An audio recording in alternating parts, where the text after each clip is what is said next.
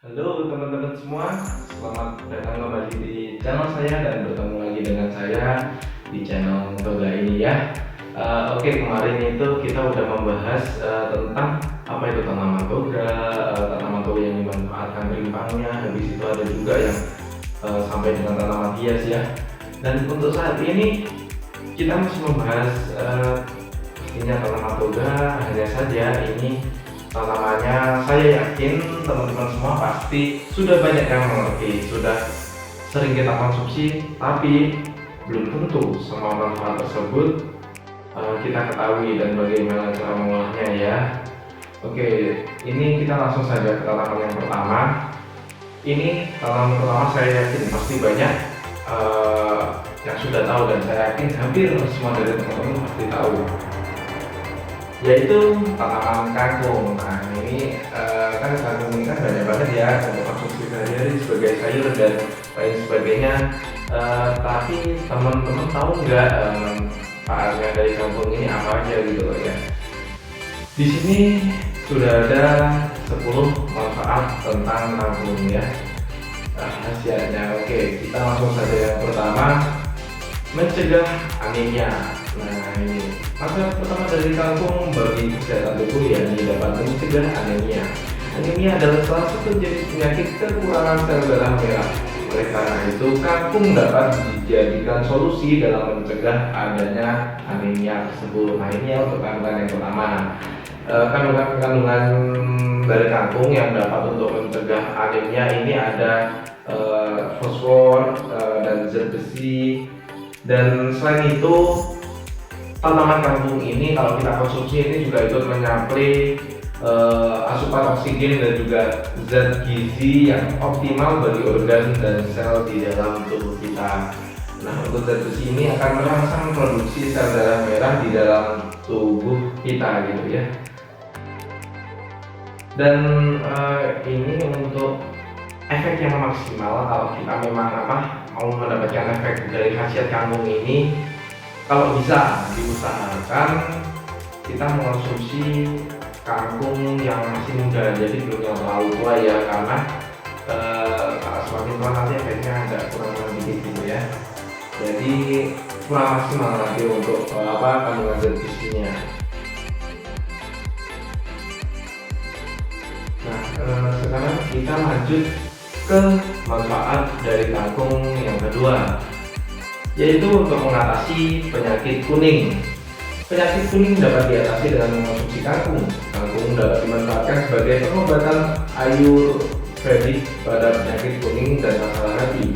Manfaat kangkung bagi kesehatan di dalam tubuh dapat memberikan perlindungan terhadap kerusakan hati yang disebabkan oleh beberapa bahan kimia, seperti modulasi enzim detoksifikasi, antioksidan, dan sifat pemicu radikal bebas. Wow. Ya, ini masalah hati, penyakit kuning pun juga sembuh dengan kangkung ya. Setelah itu ini yang ketiga, mencegah dehidrasi. Nah, karena kangkung ini kan juga salah satu tanaman yang memiliki kandungan mineral yang tinggi ya.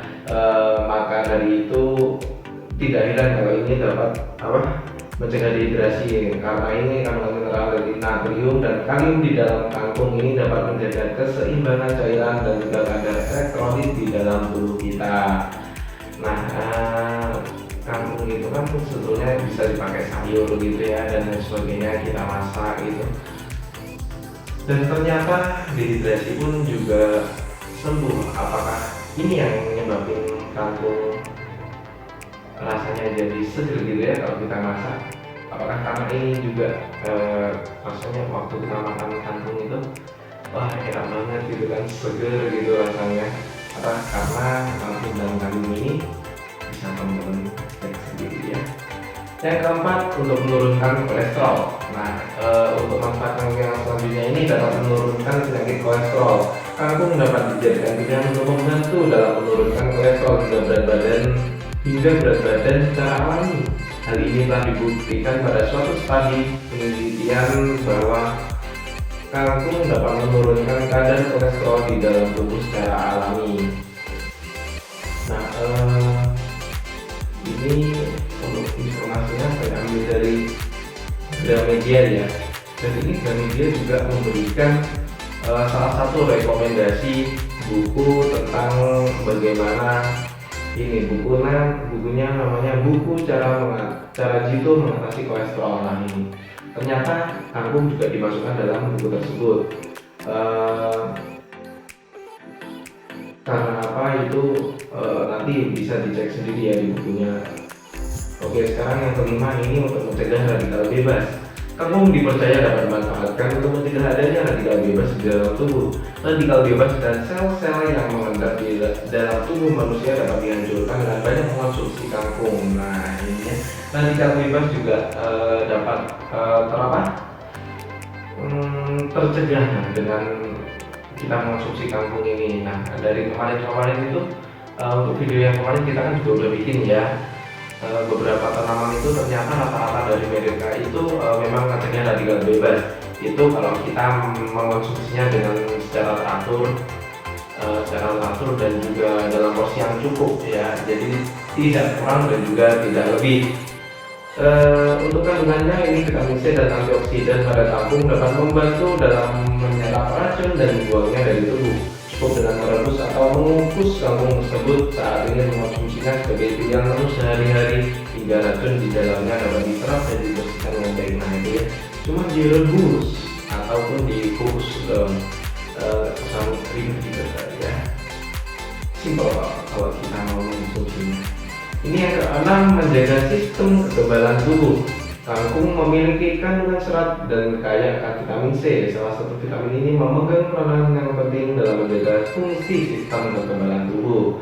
Jika dapat mengonsumsi kangkung, maka kebutuhan vitamin pada sistem kekebalan tubuh dapat dirasakan sehingga tubuh tidak mudah terserang penyakit infeksi dari virus-virus ya.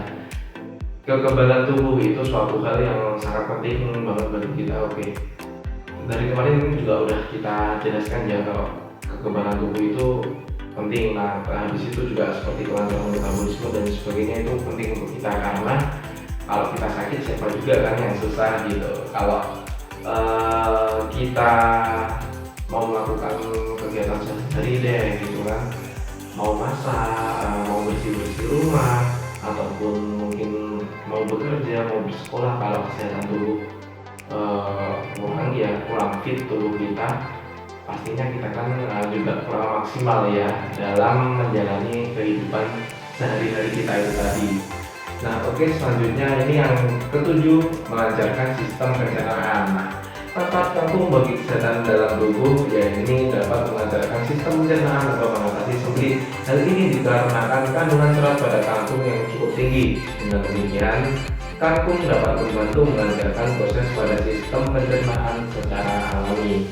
Nah, untuk kangkung ini sebetulnya kan bagaimana cara mengolahnya itu banyak. Nah, dengan sistem pencernaan ini untuk melancarkan sistem pencernaan, cara penggunaan dan efektif ini yaitu dengan cara membuat kangkung ini menjadi jus gitu ya, kita jus sebagai jus kangkung, dan ini salah satu cara yang efektif dan simpel tentunya untuk kita lakukan sehari-hari. Nah selanjutnya ini yang ke-8, yaitu untuk mencegah sariawan. Kandungan vitamin C pada kangkung dapat dimanfaatkan dalam mencegah penyakit sariawan hingga gusi berdarah di dalam mulut. Selain itu, kangkung juga mengandung antiseptik alami yang mampu membunuh kuman di dalam mulut. Konsumsilah kangkung sebagai pilihan menu sehari-hari jika ingin terhindar dari penyakit sariawan. Sariawan salah satu penyakit yang cukup menyusahkan ya, karena meskipun tidak terlalu berdampak pada semuanya kalau kita kerja, tapi kerjanya di luar, kerja menggunakan fisik gitu ya, itu kan nggak butuh juga kan mungkin kerja mulut jadi sariawan dan gusi berdarah. Memang kadang itu ada beberapa penyakit yang tidak berpengaruh untuk kita, tapi ada juga yang sangat berpengaruh gitu kan. Kalau kita kerjanya mungkin sebagai seorang koki gitu ya, seorang chef, ataupun juga kita sebagai tester gitu ya, tester makanan, itu kan penting banget kan menjaga mulut kita. Nah ini pasti akan menjadi masalah gitu sariawan. Dan sariawan memang bukan penyakit yang terlalu luar biasa bahaya untuk tubuh kita, tapi rasa dari sariawan ini, rasa sakit yang ditimbulkan sariawan ataupun gusi berdarah ini pasti akan sangat menyulitkan kita ya, pasti akan sangat mengganggu keseharian kita gitu. Yang ke-9, oke lanjut lagi, ini untuk menjaga kesehatan jantung. Kangkung dipercaya dapat mengurangi kolesterol di dalam tubuh secara alami sehingga manfaatnya juga mampu dirasakan dalam menjaga kesehatan jantung. Kandungan antioksidan pada kangkung seperti vitamin A dan vitamin C dianggap efektif dalam mencegah kolesterol teroksidasi dan pembuluh darah sehingga menjaga aliran darah yang sehat pada jantung. Nah itu tadi sebelumnya kita udah ngomong kalau kolesterol itu bisa hilang karena kandungan dari kangkung ini. Dan kolesterol itu ternyata juga masih memiliki hubungan erat dengan yang namanya kesehatan jantung ya. Oke, sekarang kita lanjut, ini yang ke-10 untuk menjaga kesehatan mata kita. Faktor mulainya yaitu dapat menjaga kesehatan mata kandungan vitamin A, lutein dan yang tinggi dan karotenoid mampu dalam melindungi kornea dan lapisan mata dari adanya bakteri dan virus. Selain itu, kangkung juga dapat meningkatkan kadar glutatione yang berperan dalam mencegah katarak hingga meningkatkan produksi pada cairan agar mata tidak kering. Nah, katarak itu salah satu penyakit mata. Mata kering ini juga ini tadi ya, yang juga meningkatkan produksi pada cairan agar mata tidak kering. Kalau mata kering itu kan pasti sangat mengganggu gitu ya, pasti sering kering dan sebagainya karena mata sangat terganggu. Selain itu ada vitamin A, lutein dan karotenoid, ini juga dapat melindungi kornea, lapisan mata dan juga tetap menjaga mata kita itu tetap cerah gitu ya, enggak rabun dan lain sebagainya gitu ya kan. Tapi juga perlu diingat bahwa kita itu juga harus tetap menjaga kesehatan tubuh kita. Jangan kalau kita mengonsumsi kangkung atau dan lain sebagainya yang dapat menyembuhkan itu atau wortel gitu ya, kalau yang pastinya yang udah berasing di kita itu untuk vitamin A nya untuk kesehatan mata ya, kalau bisa kita tetap menjaganya, jangan mengonsumsi terlalu terlalu meremehkan. Jadi lihat handphone layar handphone terlalu dekat dan lain sebagainya, yang dimana semua hal-hal itu bisa merusak mata kita. Maaf karena ini tadi ada sedikit kendala di handphonenya, tiba-tiba mati saat kita rekam ya. Jadi kita rekam ulang, oke, karena tadi satu manfaat kangkungnya ya, kangkungnya sudah selesai, manfaat-manfaatnya dan bagaimana cara mengolahnya tadi kayaknya ya. Kita langsung saja lanjut ke tanaman selanjutnya, yaitu belimbing wuluh ya. Nah ini ada 11 manfaat dari belimbing wuluh yang tertera di sini dengan berbagai macam kandungannya, mulai dari protein, kalsium, dan besi, fosfor, vitamin B1, 2, 3, vitamin C dan beta karoten ya. Itu manfaatnya luar biasa banyak. Oke, sekarang kita langsung saja ke tanaman belimbing wuluh ini. Mungkin memang dari beberapa teman-teman belimbing wuluh ini tidak di semua tempat ya dapat kita temukan, meskipun sebetulnya belimbing wuluh ini tidak jarang juga kita temukan, hampir di semua tempat tapi mungkin ada beberapa tempat ya yang belum ada belimbing wuluhnya, entah tidak ada tanamannya ataupun tidak ada yang menjual belimbing wuluh ini. Hanya saja sebetulnya kalau kita ingin menanam tanaman-tanaman tadi seperti kangkung, belimbing wuluh, tanaman bunga matahari yang kemarin kita bahas, setelah itu kumis kucing dan lain sebagainya, itu kan sebetulnya tanaman yang indah-indah gitu ya, seperti tanaman bunga matahari dan tanaman kumis kucing. Terus setelah itu ada lidah buaya, itu kan juga bagus, itu juga yang masih termasuk salah satu surga gitu ya. Itu kalau kita mau menanam di pekarangan rumah mungkin, ataupun kalau seperti bunga matahari dan lidah buaya bisa kita taruh dalam rumah juga mungkin ya, karena sebagai hiasan rumah gitu. Mungkin kita taruh di ruang tamu ataupun di tempat-tempat lainnya. Nah Oke, ini kembali lagi ke bimbing wuluh. Ini yang pertama dapat digunakan untuk antibiotik ya.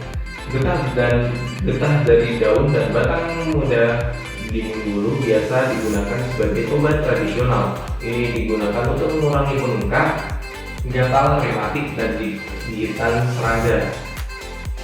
Untuk penggunaannya ini ya, kita langsung saja. Ini sebetulnya cukup mudah. Kita cuma hanya perlu untuk menghaluskan 3-4 siung bawang putih, daun dan batang muda bimbing wuluh. Kemudian kita haluskan sampai semuanya itu menjadi pasta, benar-benar halus gitu ya. Lalu kita oleskan pada area yang bermasalah itu tadi. Nah, efek astringen dari getah bimbing wuluh ini yang akan mengurangi nyeri dan pembengkakan pada area tersebut. Oke, langsung lanjut ke manfaat yang kedua, mengontrol diabetes ya.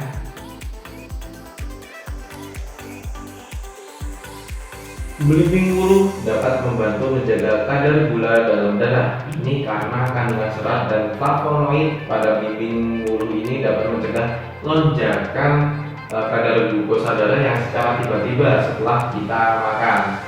Dan untuk mendapatkan khasiat ini, kita bisa minum jus bimbing wuluh ya secara rutin atau membuat air rebusan bimbing wuluh ini. Dan untuk membuat air rebusan ini mudah, kita cuma perlu merebus 2 bimbing wuluh ini yang sudah dihaluskan ya dengan 1 gelas air, lalu kita tunggu hingga airnya menguap. Dan setelah mendidih ini nggak sampai mendidih, ini hanya sekedar menguap ya. Setelah itu kita tiris. Setelah selesai kita tiriskan, air rebusannya bisa kita minum sebanyak 2 kali sehari. Oh ya, untuk bimbing wuluh ini mungkin ada beberapa di teman-teman yang jumlahnya bukan bimbing wuluh tapi bilimbi gitu ya. Ada beberapa orang yang menyebutnya bilimbi wuluh, dan juga ada beberapa macam bahasa lainnya. Cuman yang paling sering digunakan sih bimbing wuluh dan juga bilimbi ini ya. Oke, sekarang yang ketiga, ini untuk mengobati alergi. Alergi biasanya disebabkan karena adanya hipersensitivitas sistem imun tubuh terhadap hal-hal tertentu seperti makanan, obat-obatan, udara, dan lain sebagainya. Reaksi dari alergi pun bermacam-macam. Ada yang mengalami gatal, mata merah, pilek, gangguan pernafasan ya, atau bahkan gejala serius lainnya. Nah, untuk ini masih sama. Kita bisa mengobati alergi ini dengan mengonsumsi jus bimbing wuluh ini, karena untuk mengurangi alergi ya nggak sepenuhnya hilang, tapi untuk mengurangi alergi ya, mengobati dari alergi yang kita sedang alami itu tadi. Nah, yang keempat, untuk mengatasi obesitas. Nah, bagi teman-teman semua nih ya yang mungkin memiliki BB, berat badan yang berlebih, sedang ingin diet atau dan lain sebagainya, ini dapat menjadi salah satu alternatif juga. Banyak tanaman soja itu yang dapat dijadikan untuk alternatif untuk membantu menurunkan berat badan kita. Nah, obesitas atau kelebihan berat badan dapat memicu berbagai penyakit. Selain itu, obesitas juga dapat membuat rambut dan kulit terlihat kusam dan tua. Untuk itu, masyarakat asli India seringkali menjadikan bimbing wuluh atau bilimbi ini sebagai obat tradisional yang dapat mengontrol obesitas. Mereka menilai bahwa bilimbi mengandung zat anti-hiperlipidemia yang dapat mencegah penambahan berat badan. Nah, ini ya. Jadi baik untuk kita konsumsi sehari-hari agar berat badan kita tetap ideal. Yang kelima, untuk mengontrol hipertensi. Kandungan protein dan antioksidan dalam belimbing wuluh menjadikannya sebagai obat tradisional untuk menurunkan darah tinggi atau mengontrol hipertensi. Mengonsumsi rebusan buah bilimbi akan sangat membantu menurunkan tekanan pada pembuluh darah. Nah, ini bekerja dengan cara melebarkan arteri, kapiler, dan vena kita ya, serta mengendorkan otot jantung. Nah, kita bisa minum air rebusan belimbing wuluh ini setiap pagi untuk mendapatkan hasil yang baik. Oke, setelah mengontrol hipertensi, mengontrol darah itu tadi ya, Sekarang kita langsung lanjut ke yang nomor 6, ini untuk mengatasi demam, flu, dan batuk. Nah, ini demam, flu, dan batuk itu salah satu penyakit yang sering kita alami. Sudah penyakit hal yang wajar di kalangan kita. Sudah bukan menjadi suatu penyakit yang menakutkan, tapi saat tidak disembuhkan akan dapat sangat mengganggu kita dan mungkin bisa menjadi suatu penyakit yang fatal. Nah, untuk mencegah itu kita dapat menggunakan belimbing mulut ini ya. Belimbing mulut kaya akan vitamin C yang dapat menjaga sistem kekebalan tubuh ya. Untuk itu belimbing mulut sudah digunakan selama berabad-abad untuk mengobati demam, batuk, dan pilek karena alergi ataupun juga karena perubahan musim. Nah, selain buahnya, ternyata bunga dari buah belimbing mulut ini juga dapat digunakan untuk mengobati batuk dan pilek ya. Enggak cuma buahnya, bunganya juga bisa. Oke, lanjut yang ketujuh, ini untuk mengatasi wasil. Daun buah belimbing ulu ini ternyata juga dapat dimanfaatkan untuk menjadi teh ya. Daun belimbing ulu ini akan bermanfaat bagi Anda ya, bagi teman-teman yang menderita masalah tentang wasil gitu ya. Daun belimbing ulu ini memiliki sifat antiinflamasi yang dapat membantu mengurangi pembengkakan. Nah, untuk itu ini kita minum teh daun dari belimbing ulu ya. Saat kita minum tehnya sangat membantu mengurangi rasa sakit dan perdarahan akibat wasil. Nah, ini ada sedikit bocoran. Kita setelah ini juga akan membahas tentang salah satu tanaman yang juga dapat dijadikan teh. Sebelumnya kemarin saya juga udah bikin videonya, cuma untuk yang sama tanamannya yaitu tanaman seloria ya. Cuma untuk yang dijadikan teh masih belum, nanti mungkin akan menyusul ke depannya. Nah, untuk itu karena teh daun belimbing ulu ini sangat bermanfaat, maka kita dianjurkan ya untuk minum teh daun belimbing ini untuk membantu mengurangi rasa sakit dan perdarahan hubungan bakteri. Yang ke-8, mengobati jerawat. Jerawat salah satu masalah untuk kita saat ini, karena untuk pemuda-pemuda saat ini ya terutama, karena memang penampilan sekarang ini kan menjadi suatu kepentingan tersendiri. Banyak orang yang rela mengeluarkan banyak dana untuk sekedar mempercantik diri ya, untuk menghilangkan jerawat, setelah itu memutihkan kulit dan lain sebagainya sesuai dengan standar kecantikan masing-masing ya. Dan ternyata belimbing ulu ini memiliki kandungan vitamin A dan asam oksalat yang tinggi, dan kedua kandungan ini dapat membantu meredakan peradangan pada jerawat, jadi dapat membantu menghilangkan jerawat ya. Dan selain itu kan, belimbing ulu ini ada juga lidah buaya. Setelah itu kemarin juga ada yang dapat dijadikan obat, seingat saya itu bunga matahari ya, untuk mencegah ini keriput yang ada pada kulit. Sebenarnya kan banyak kan untuk kesehatan itu dari tanaman toga. Jadi kalau memang kita ingin menghemat pengeluaran di situ ya, di kecantikan ini, kita dapat menggunakan berbagai macam tanaman toga tadi. Nah, untuk caranya gimana ya kalau untuk menghilangkan jerawat ini? Oke, kita hanya perlu menghaluskan satu belimbing ulu, kemudian kita oleskan belimbing ulu ini secara halus ke wajah secara merata. Kita diamkan selama 5-10 menit, lalu kita bilas dengan air dingin. Nah, untuk yang ke-9 ini untuk mengobati penyakit kelamin. Di Malaysia, buah dan daun belimbing ulu ini sering digunakan untuk membantu mengobati penyakit kelamin atau penyakit menular seksual ya. Ini dilakukan dengan cara meminum air rebusan buah dan daun belimbing yang sudah dikeringkan di bawah sinar matahari. Untuk membuat air rebusan ini, teman-teman bisa merebus beberapa buah dan juga daun belimbing merah ini yang sudah dikeringkan dengan 3 gelas air.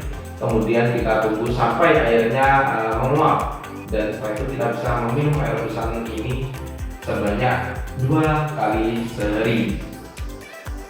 Oh iya, selain tadi belimbing dan belimbing wuluh, ini ada juga lagi sebutan dari daun belimbing wuluh ini yang sering digunakan, yaitu belimbing sayur ya biasanya, karena memang belimbing wuluh ini tidak jauh dari dunia kuliner gitu ya, digunakan sebagai kalau kita mau masak sayur asam mungkin bersama dengan kangkung ataupun dan lain sebagainya. Belimbing wuluh ini sangat kerap digunakan sebagai salah satu bahan masakan campuran untuk sayur-sayuran kuliner Indonesia, ataupun juga mungkin ada beberapa yang luar negeri, saya tahu yang jelas di Indonesia. Oke, sekarang kita yang ke-10. Nah, ini untuk membantu mengatasi gondongan. Gondongan adalah penyakit yang disebabkan oleh virus gondongan. Virus ini biasanya akan menyerang salah satu kedua kelenjar ludah parotis. Penyakit ini akan menyebabkan membengkakan dan nyeri pada kelenjar parotis. Untuk mengurangi pembengkakan akibat gondongan, kita bisa menggunakan belimbing wuluh ini yang sudah dijadikan pasta ya. Nah, bahannya dari apa aja? Dari bawang putih, daun, dan juga batang muda dari belimbing wuluh ini yang sudah dihaluskan jadi pasta, lalu dapat kita oleskan pada gondongan yang sedang kita alami. Yang ke-11 yaitu mengatasi sendi bengkak. Dan belimbing wuluh memiliki sifat analgesik dan sifat anti-inflamasi yang dapat membantu mengatasi persendian yang bengkak, kaku, dan juga pegal. Kita hanya perlu mengoleskan pasta atau tapal yang terbuat dari belimbing wuluh ke area sendi yang bengkak. Dan selain itu, teh dan belimbing wuluh ini juga bisa membantu menghilangkan bengkaknya. Jadi tidak hanya kita mengoleskan pastanya, tapi juga mengonsumsi tehnya juga bisa. Dan rasanya juga lumayan enak, teh dari belimbing wuluh ini ya, teh dari daunnya. Oke, sekarang kita lanjut ke salah satu tanaman yang dimanapun mungkin di teman-teman semua ini juga tidak asing ya.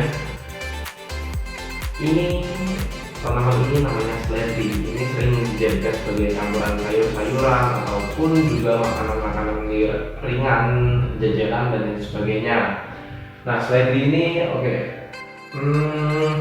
kita bahas fun fact-nya dulu ya. Mungkin ini ada beberapa fakta menarik dari seledri sebelum kita membaca manfaatnya ya. Nah, yang pertama, budidaya seledri ini diyakini sudah mulai 3000 tahun yang lalu di kawasan Mediterania. 3000 tahun yang lalu, udah lama banget gitu. Mungkin sebelum Masehi ya, berarti udah masuknya. Yang kedua, seledri pertama kali digunakan sebagai makanan pada abad ke-16 di Italia. Nah kan, ini digunakan di berbagai macam makanan di Italia pun sudah digunakan loh. Dan malah pertama kali ternyata bukan di Indonesia ya, bukan di kawasan Asia yang pertama kali menggunakannya. Yang ketiga, penyebutan seledri yang tercatat pertama kali di Prancis adalah 1623. Seledri pertama kali disebut sebagai seledri ini di Prancis pada tahun 1623, udah lama banget. Seledri atau seleri pertama kali disebutkan dalam bahasa Inggris pada 1664 oleh penulis buku harian John Evelyn dan yang mengejanya sebagai seleri gitu ya. Dan bangsa Romawi kuno menggunakan seledri sebagai afrodisiak alias makanan pembangkit gairah gitu ya. Itu tadi beberapa fun fact-nya mulai dari bangsa Romawi kuno, kapan dibudidayakannya di kawasan Mediterania, dan bahkan mulai dari penggunaan halal makanan. Dan ini untuk seledri sendiri manfaatnya sangat banyak sekali ya, ada 11. Nah ini kita sebutkan dulu kandungannya yang luar biasa banyak. Di seledri ini ada kalori, protein, sodium, kalsium, zat besi, kalium, betain, kolin, folat, niacin, asam pantotena, riboflavin, vitamin B6, vitamin C, E, dan vitamin A. Setelah itu ada tiamin dan vitamin K. Nah, itu tadi kandungan-kandungan dari seledri yang dimana seledri ini sebetulnya sudah kerap kita konsumsi, hanya saja dalam jumlah yang sedikit ya, karena hanya sekedar untuk campuran saja. Dan seledri ini kan juga memiliki aroma khas ya, maka dari itu jarang banget kita konsumsi seledri ini dalam jumlah yang cukup banyak untuk full pengobatan gitu ya, hanya sekedar campuran aja. Nah, oke, yang pertama ini sebagai sumber antioksidan. Antioksidan banyak ditemukan pada buah dan sayur-sayuran hijau seperti brokoli, bayam, dan seledri. Beberapa jurnal kesehatan menyebutkan setidaknya ada 12 jenis antioksidan yang terdapat pada sebatang daun seledri ini. Wah, banyak. Antioksidan sendiri berfungsi untuk melindungi sel-sel tubuh dari kerusakan sehingga mencegah timbulnya berbagai penyakit seperti kanker, penuaan dini, dan lain sebagainya ya. Dan kita bisa memadukan konsumsi seledri ini dengan makanan sehat yang tinggi nutrisi lainnya untuk memenuhi asupan gizi harian ya. Yang kedua, ini untuk memberikan efek alkali. Kondisi pH yang normal pada tubuh kita itu kan di angka 7,35 hingga 7,45 ya. Dan kalau kurang dari 7 pH berarti kondisi tubuh kita ini sudah terlalu asam. Nah, sedangkan jika lebih daripada itu, mungkin di 8 itu bisa sampai 8 gitu ya, itu lebih dan menyebabkan tubuh kita itu dalam keadaan basah. Nah, kondisi tubuh asam dapat menyebabkan masalah kesehatan seperti sakit kepala, mual muntah, nafas bau, penyakit kuning, dan mudah lelah. Sedangkan kalau dalam kondisi tubuh kita ini sedang basah, ini dapat memicu masalah seperti nyeri otot, kesulitan bernafas, hingga aritmia. Nah, kadar pH tidak seimbang umumnya disebabkan oleh makanan tinggi lemak. Dan seledri ini memiliki efek alkali yang dapat menjaga pH tubuh kita ini agar tetap seimbang. Oke, sekarang yang ketiga ini untuk memelihara sistem pencernaan. Pada satu cangkir seledri terdapat 5 gram serat makanan dan banyak kandungan air yang bagus untuk mendukung kesehatan sistem pencernaan tubuh kita. Kandungan antioksidan, antiinflamatoris, termasuk senyawa organik apiumam terbukti mengurangi gejala tukak lambung dan memberikan perlindungan pada lambung dan usus besar. Ya, tentunya dengan mengonsumsi seledri aja ini kan juga nggak cukup ya untuk kesehatan pencernaan ini. Kita juga perlu menerapkan yang namanya pola hidup sehat, dan juga mungkin untuk membantunya kita juga mengonsumsi makanan yang tidak terlalu berlemak, tidak terlalu pedas, dan mengonsumsi minuman yang tidak beralkohol ya dalam jumlah yang tinggi. Karena lemak, pedas, dan minuman yang beralkohol ini dapat membantu sistem pencernaan ya.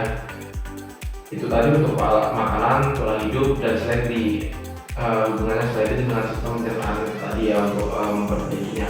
Dan sebetulnya juga masih banyak lagi apa yang dapat menyehatkan sistem pencernaan dari tubuh kita. Dan sama itu masih masuk tanaman toga, bisa dicari sendiri secara spesifik untuk menjaga sistem pencernaan ya, kalau memang kita benar-benar menjaga sistem pencernaan ya. Nah, oke, sekarang yang keempat ini untuk mencegah dehidrasi. Nah, teman-teman tahu atau enggak, seledri ini terdiri dari 95% air dan kaya akan mineral potasium. Ini zat untuk yang bermanfaat untuk menggantikan cairan tubuh yang hilang setelah berolahraga. Nah, sehat banget kan ini kalau kita olahraga dan sebagainya. Ini seledri ini dapat menjadi salah satu pencegahan dehidrasi. Nah, caranya gimana? Yaitu kita harus rutin mengonsumsi 1 gelas jus seledri setelah berolahraga. agar tubuh kita itu segar kembali dan terasa bugar meskipun setelah olahraga ya. Oke, sekarang yang kelima, ini untuk mencegah infeksi saluran kemih. Manfaat dari seledri sendiri, ini memiliki kemampuan mengurangi asam urat dan meningkatkan produksi urin ya. Oleh sebab itu, rutin minum jus seledri dapat mencegah timbulnya bakteri pada saluran pencernaan dan organ reproduksi. Nah, selain itu, selalu menjaga kebersihan organ reproduksi itu juga penting ya untuk kita, dan ini untuk mencegah kita dari penyakit infeksi saluran kemih yang disebabkan oleh bakteri ataupun juga jamur. Selain itu sebenarnya juga makanan juga penting sih, kita harus juga jaga ya. Yang penting saya mengonsumsi tanaman toga ini pola hidup sehat, seperti mulai dari makanan, olahraga dan sebagainya, asalkan semua kebutuhan tubuh kita itu untuk menunjang kesehatan kita itu ya itu sudah terpenuhi. Ditambah tanaman toga, saya yakin pasti teman-teman semua akan susah banget ya, atau mungkin ya akan merasakan yang namanya sakit. Itu bilang mungkin enggak, karena memang kalau kita mau menerapkan ini akhirnya itu luar biasa ya, kalau memang benar-benar rutin loh. Oke, sekarang kita lanjut aja yang keenam. Ini untuk menurunkan resiko penyakit liver. Liver ini hati ya, dalam bahasa Inggris itu merupakan salah satu organ penting dalam tubuh yang bertugas untuk meregenerasi sel atau mengganti sel-sel tubuh kita yang rusak. Kerusakan liver ditandai dengan munculnya peradangan. Peradangan jika dibiarkan dapat menyebar dan menyebabkan sirosis. Seledri dapat mencegah radikal bebas dan mencegah peradangan. Dan itu tadi ya juga termasuk untuk mencegah resiko menurunkan resiko penyakit liver itu tadi, karena mencegah radikal bebas dan mencegah peradangan itu tadi. Oke, yang ketujuh ini untuk mengontrol berat badan. Nah, minum seledri aja memang nggak cukup untuk menurunkan berat badan tadi ya. Cuma teman-teman atau kita ini bisa mengombinasikan seledri dengan olahraga dan makanan yang rendah kalori lainnya. Menurut penelitian, seledri merupakan jenis sayuran kaya vitamin, rendah kalori dan gula yang baik dikonsumsi bagi orang-orang yang sedang melakukan program diet. Jadi teman-teman yang sedang diet nih ya, lihat kalau mengontrol agar lebih maksimal lagi, selain menggunakan kencur kemarin itu ya, ada juga selain itu apalagi banyak ya yang dapat menunjang ikut membantu memaksimalkan efek mempercepat penurunan berat badan kita ya kalau sedang diet. Nah, ini untuk yang ke-8, mengatasi kolesterol tinggi. Kolesterol tinggi dapat memberikan efek jahat pada tubuh. Kenaikan kolesterol dapat disebabkan oleh banyak faktor. Salah satunya adalah gorengan dan makanan siap saji lainnya. Nah, kolesterol jahat dapat menyebabkan penumpukan lemak sehingga terjadi penyumbatan. Jika dibiarkan, kondisi ini dapat semakin parah dan menyebabkan penyakit jantung ataupun juga stroke. Sebuah studi ini juga menunjukkan studi ini ya, kalau ekstrak seledri ini mampu mengurangi kadar kolesterol jahat. Oleh sebab itu, mengonsumsi seledri dalam jumlah tertentu dapat itu membantu mengatasi masalah kolesterol yang sedang tinggi ini. Tapi sebaiknya kita konsultasikan terlebih dahulu pada pakar gizi untuk mengetahui perawatan yang tepat dan yang lebih efektif untuk kolesterol tinggi ini ya. Yang ke-9, untuk memberikan efek antiinflamasi. Nah, kita lihat di kangkung, di bulu itu semuanya punya efek antiinflamasi. Seledri mengandung senyawa organik apigenin yang sering dimanfaatkan dalam pengobatan Tiongkok sebagai antiinflamasi, antivirus, dan antioksidan. Penelitian membuktikan bahwa seledri mengandung senyawa luteolin yang memiliki sifat anti-kanker dan memperlambat penyebaran sel kanker serta mengembalikan keseimbangan tubuh. Nah, itu tadi ya, efeknya luar biasa bagus banget. Oke, sekarang kita lanjut langsung yang 10 ini sebagai sumber mineral dan vitamin. Nah, di awal tadi udah kita sebutin berbagai macam vitamin dan lain sebagainya yang luar biasa banyak banget ya dari seledri ini. Nah, oke, langsung aja. Hampir semua sayur dan buah merupakan sumber mineral dan vitamin. Namun, seledri tidak hanya kaya akan kandungan nutrisi seperti vitamin A, vitamin K, dan vitamin C, kalium, dan folat, tetapi juga memiliki indeks glikemik yang rendah. Dengan kata lain ya, makanan ini itu aman dikonsumsi oleh penderita diabetes dan orang normal untuk menjaga kadar gula darah dan dalam darah kita itu biar tetap stabil gitu ya. Nah, yang sebelah sini bikin awet muda. Kandungan vitamin C dan antioksidan dalam seledri mampu meningkatkan kesehatan kulit dan mencegah penuaan dini. Kamu bisa menggunakan seledri sebagai masker ataupun mengonsumsi secara langsung dengan cara kita jadikan smoothie ataupun juga jus seledri ya. Nah, ini juga ada cara mengonsumsi daun seledri. Sebetulnya seledri itu dapat kita jadikan bermacam-macam. Ini ada kita kombinasikan seledri dengan salad ya untuk makanan diet yang kaya nutrisi dan serat. Setelah itu juga dapat dijadikan campuran dalam beberapa hidangan seperti sup mungkin ya, sup ayam ataupun daging. Ini juga sangat cocok kalau kita masukkan daun seledri di dalamnya dengan tampaknya dengan berbagai macam isinya buah atau buncis dan sayuran lainnya.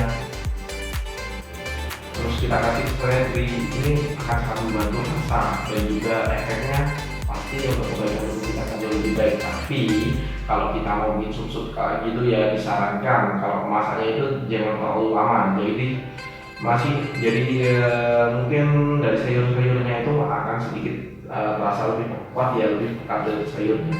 Cuman kalau kita nggak mau ya apa aja ya, kita usahakan harus mau ya, diusahakan untuk mau seperti itu. Meskipun rasanya mungkin kalau kita nggak suka ya harus kita paksakan karena kalau terlalu lama itu nanti dapat mengurangi kandungan nutrisi yang ada di dalam sayur-sayuran itu tadi.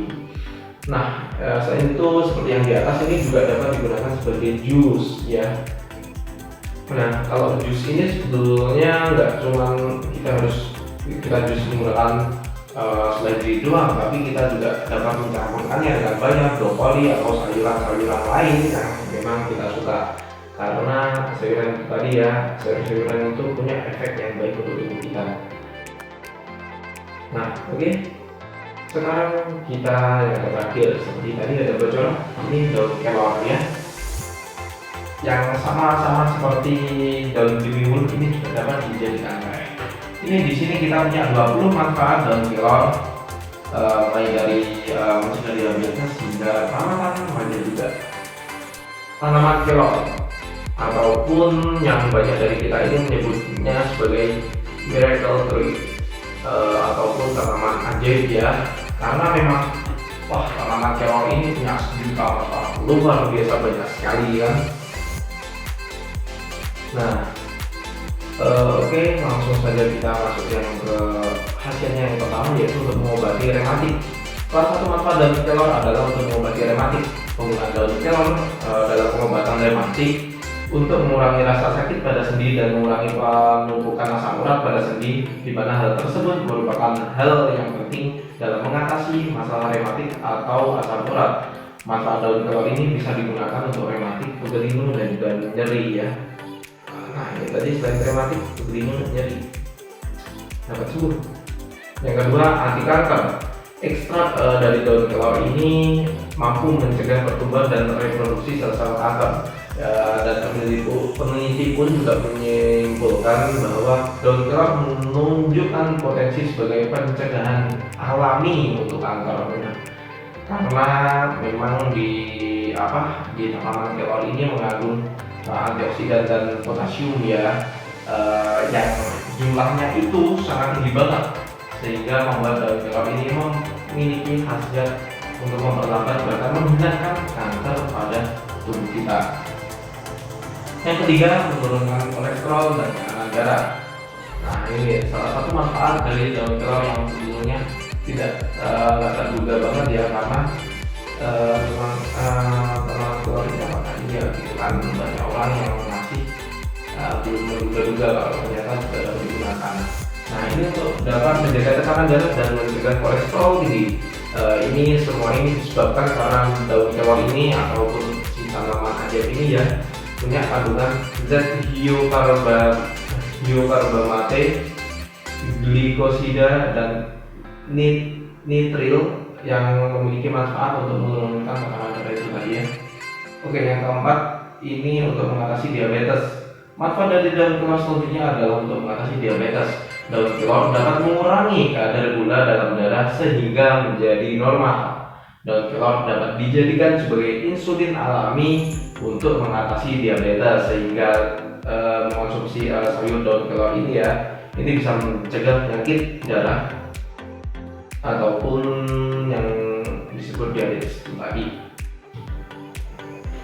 Yang kelima, ini ada antioksidan. Daun kelor memiliki beberapa senyawa anti penuaan yang mampu menurunkan efek stres, oksidatif dan peradangan.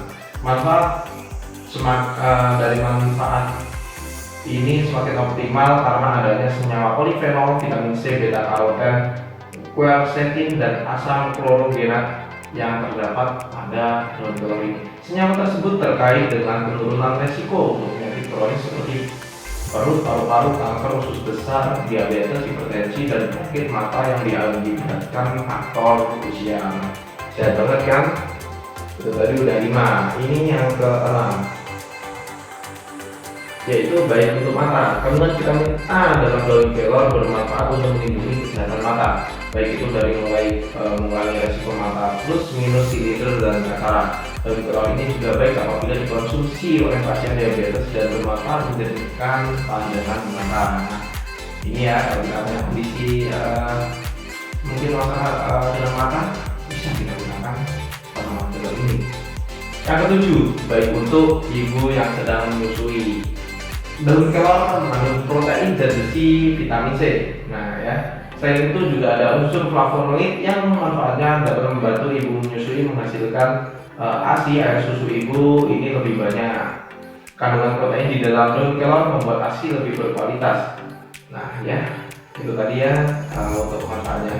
Kandungan besi tinggi yang 25 kali lebih dibandingkan bayam disarankan dikonsumsi ibu usai melahirkan, di mana wanita menstruasi umumnya kan kehilangan banyak zat besi ya. Oke, sekarang yang ke-8, ini untuk memperlambat penuaan. Di sisi lain, daun kelor juga memiliki manfaat yang kaya akan vitamin A. Bagi kami yang sudah memasuki umur tua, mengonsumsi daun kelor secara signifikan dapat memperlambat efek penuaan. Meskipun umur bertambah, tapi tubuh tetap terlihat muda dan juga baik ya, nggak berikutan, tetap sehat, mau mengerjakan kegiatan sehari-hari itu terus semangat tanpa merasakan adanya efek penuaan ya, jiwanya tetap muda. Oke, sekarang yang ke-9 ini untuk menstabilkan mood ya, untuk menstabilkan mood atau suasana hati. Biasanya untuk kebanyakan orang memiliki masalah pada mood atau suasana hati serta masalah psikis, namun tahukah kamu kalau daun kelor ini memiliki sejumlah manfaat besar untuk menjaga fungsi otak agar suasana hati tetap stabil ya. Nah, tentu ini juga menjadi suatu dorongan ya untuk kita yang sering mengalami depresi atau hal-hal buruk yang lainnya yang terjadi pada tubuh kita. Kita konsumsi daun kelor. Barangkali daun kelor ini bisa membantu untuk meningkatkan mood teman-teman semua ya. Jadi suasana hati itu jauh lebih baik setelah kita mengonsumsi daun kelor. Terserah mau seperti apa, atau seperti mungkin contoh yang pernah saya contohkan pada video sebelumnya, juga bisa kita rebus ataupun dijadikan teh untuk hidangan pagi hari dan sebagainya ya. Yang ke-10 ini untuk mengobati cacingan. Daun kelor juga memiliki manfaat kesehatan dalam mengusir para cacing dalam tubuh. Caranya dengan merebus 3 lembar daun kelor bersamaan dengan daun cabai dan daun meniran. Ya, dengan daun cabai dan meniran. air hasil rebusan daun kelor tersebut kemudian dapat diminumkan pada anak yang menderita cacingan untuk mengurangi infeksi cacing terutama cacing kremi dan cacing pita. Nah, sebetulnya untuk daun kelor ini banyak sekali ya yang menggunakannya sebagai teh dan lain sebagainya. Jadi teman-teman nggak perlu repot-repot kalau yang mau konsumsi daun kelor ini. Udah banyak dijual di berbagai macam tempat, mulai dari jenis kapsul dan lain sebagainya ya. Oh ya maaf, sepertinya ini juga udah memasuki jam asar ya, dan kebetulan setelah ini saya ada beberapa kegiatan, jadi mohon maaf kita harus tutup dulu ya. Mungkin di 10 manfaatnya, untuk 10 manfaat lain mungkin akan kita teruskan di lain hari ya. Oke, terima kasih untuk teman-teman semua yang telah menonton. Jangan lupa untuk terus dukung kami dengan cara klik subscribe, like, komen, dan share video ini ke teman-teman kalian semua. Dan sampai jumpa di video berikutnya.